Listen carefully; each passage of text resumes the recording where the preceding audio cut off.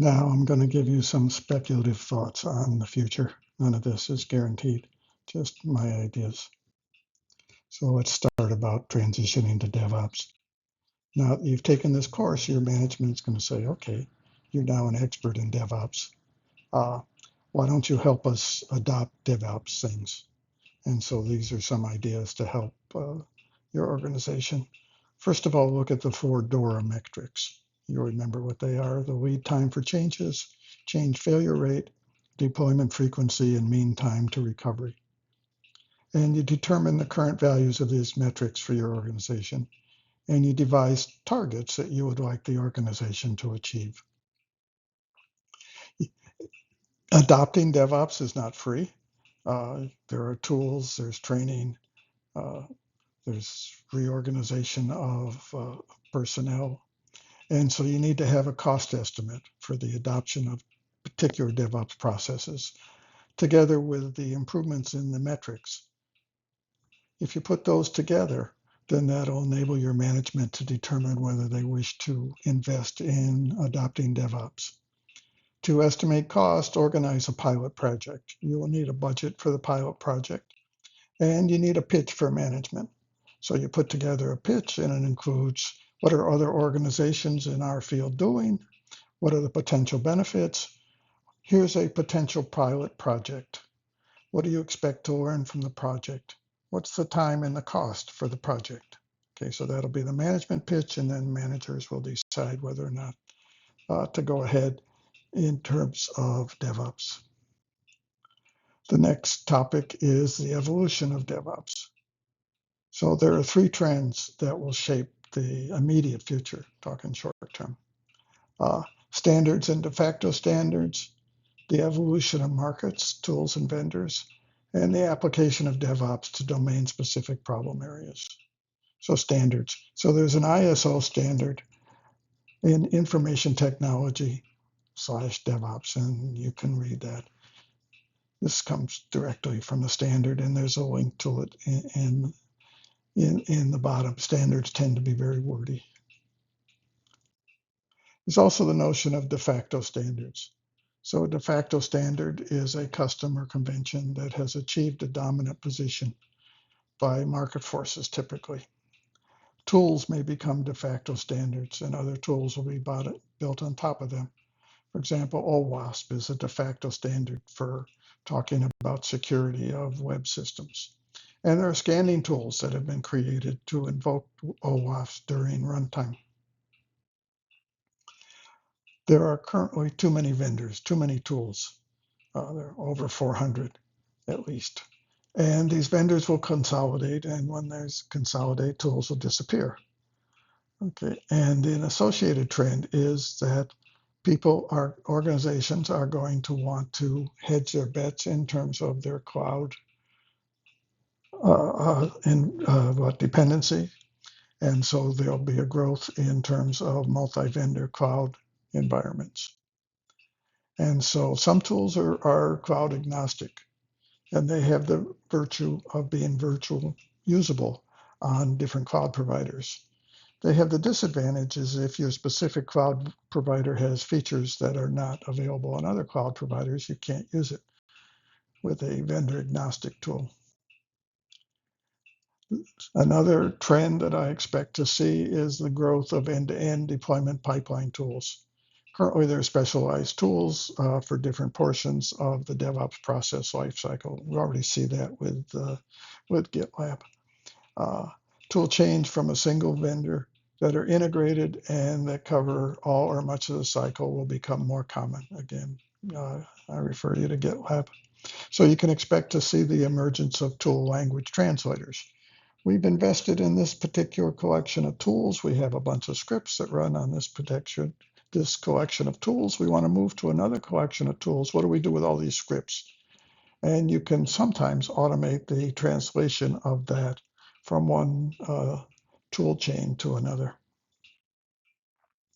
And open source tools tend to have a longer lifetime than proprietary tools.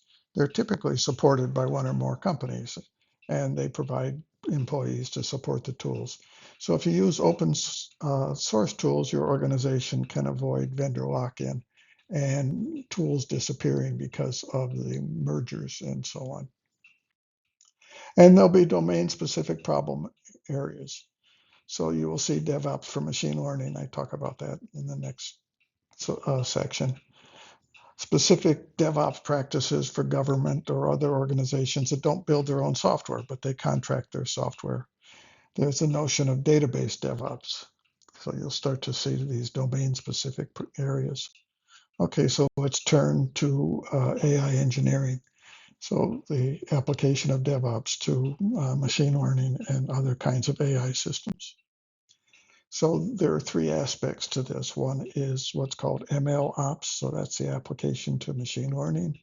There's something called foundation models, and there's the integration of the AI portion of a system with the non-AI portion.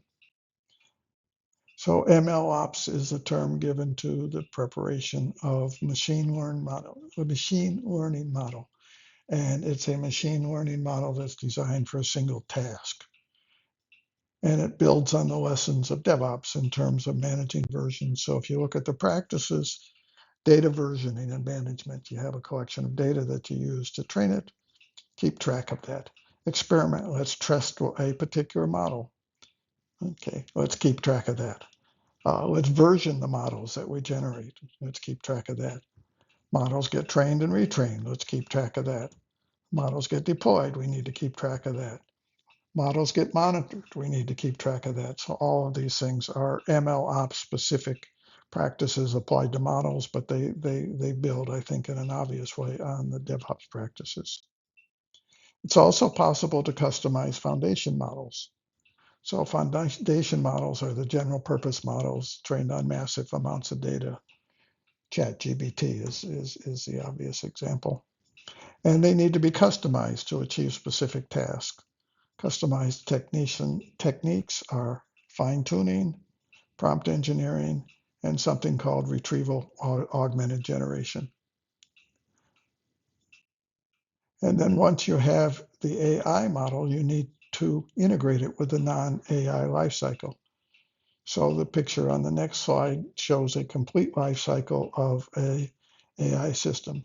ML ops and FM customization are what happens at the bottom, and they get integrated with the non-AI portion during the build stage. So here's that picture. The top part of it should be familiar to you. The bottom part is where you play with the AI models. They get integrated at the build section, and then they have to go through test, release, operation, monitoring, and so on. The other stages of the life cycle that we talked about. And finally, there's a problem of keeping up. Every 10 years or so, the computer industry undergoes a radical transformation. The 70s introduced networks. What were they? Who knew at that point? The 80s got personal computers instead of having big organization mainframes. Everybody had their own computer. Okay. Again, you had to learn about direct manipulation and how to keep up with that. The 90s was when the World Wide Web was introduced, clearly a radical change. 2000s saw the cloud, again, another change. The 2010s, the teens saw DevOps. Okay, that's what we're talking about. And in the 2020s, AI is becoming the transformative technology. So you need to be able to keep up, and you need to spend time keeping up. So how do you do that? Well, you need to become conversant with new technologies and put some thought into how that might impact your career. Okay, so how do you keep up with emerging technologies? I like the Gartner hype cycle. So the Gartner hype cycle is an evolution of technologies that is done by uh, um, the Gartner Group. That's a consultant group that looks at technologies. And so when a new technology is introduced, it goes down at the bottom. It's the technology trigger, and everybody starts talking about it.